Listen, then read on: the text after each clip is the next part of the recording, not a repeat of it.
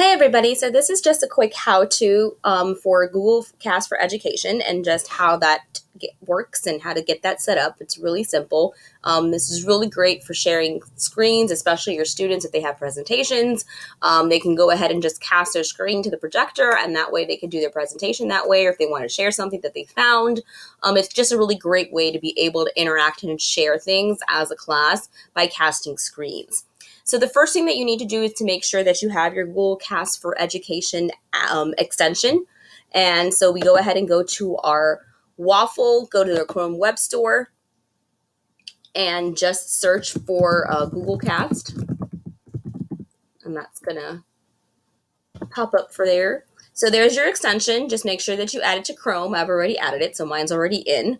And so once you do that, you'll see the little Google Cast icon here in your extension bar. So when you're ready to cast your students' screens, then all you need to do is just go ahead and click on it.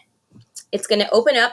It's going to ask you for a receiver name. So that's going to be how your students are going to recognize you. So I'm just going to go ahead and put in my last name as my receiver name.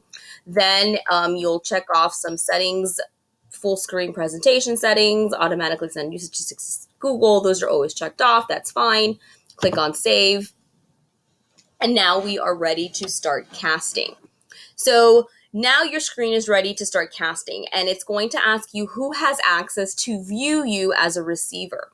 So if you have your Google Classrooms, they're actually already preloaded in there. So I can go ahead and actually then say that my whole entire period 3 can go ahead and actually can request to cast their screen, right? And I can change these options of teachers can present, students can request, or if students can go ahead and present. So I just go ahead and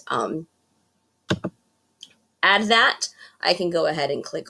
So all of my different periods, it lets me know that they all have access to be able to cast.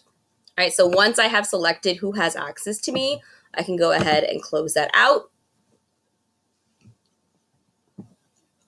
And once that's done, then my students are ready to start requesting to be able to cast their screen.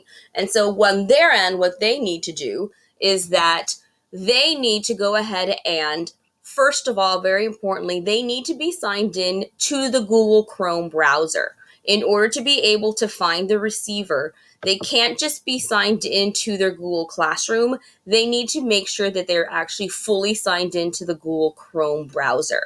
Once they do that, then when they go here and click on the More Options buttons here, these 3 little buttons, and it gives them the settings for Chrome, as part of the default settings now for Chrome is casting. So if they click on Cast, they're going to be able to see who they are able to cast to, and see all of a sudden you see my name has already popped up. So all they need to do is click on me to be able to cast their screen. And then from my end, I'll see that there is a request and their screen is now being casted. So technically this is my screen now being casted to myself, but this is what it looks like. So now I can see what's on their screen, and they can go ahead and give their presentation, or go ahead and let them do whatever it is that you wanted them to do. I can always go in and share my settings, change my settings any way that I want.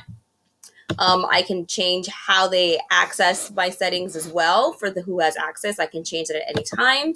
So if I want to say that these students here can present, then they are able to go ahead and present as they're casting their screen. So that's how Google Cast works. Really easy peasy. And so happy casting.